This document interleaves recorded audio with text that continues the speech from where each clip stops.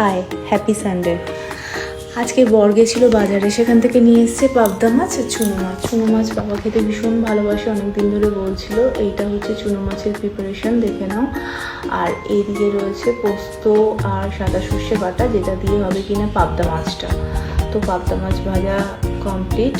এইদিকে দেখতে দেখতে আমার রান্নাও কমপ্লিট হয়ে গেছে। দেখো চুনো মাছ, আর এই দিকটাতে রয়েছে হচ্ছে পাবদা মাছ, আর গরম ভাত হয়ে গেছে এই দিকটাতে।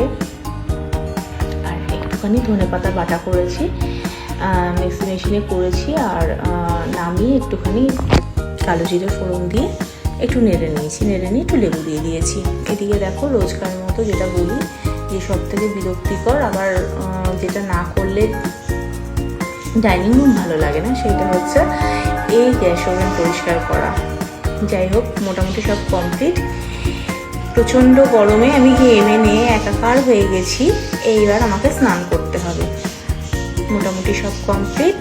আমার স্কিন কেয়ার, হেয়ার কেয়ার সমস্ত কিছু করে স্নান করে আমি একদম চিপটপ। এবার একটুখানি স্কিন কেয়ার করে নিলাম, জাস্ট টোনারটা লাগালাম, দিয়ে এবার খেতে বসতে হবে। বর এদিকে তাড়া দিচ্ছে, কি গো খেতে দাও খেতে দাও খেতে দাও। আমিও মোটামুটি রেডি। আর এদিকে বড়মশাই চেঁচামেচিতে চলে এসেছি। তো ওনাকে জিজ্ঞাসা করলাম রান্না কেমন হয়েছে বলো। বললো ভালো। যাই হোক, ওনার পছন্দ হয়েছে তাহলে। এবার আমিও বসে পড়লাম। আমি আর পাবদা মাছটা নিলাম না। যাই হোক, টাটা।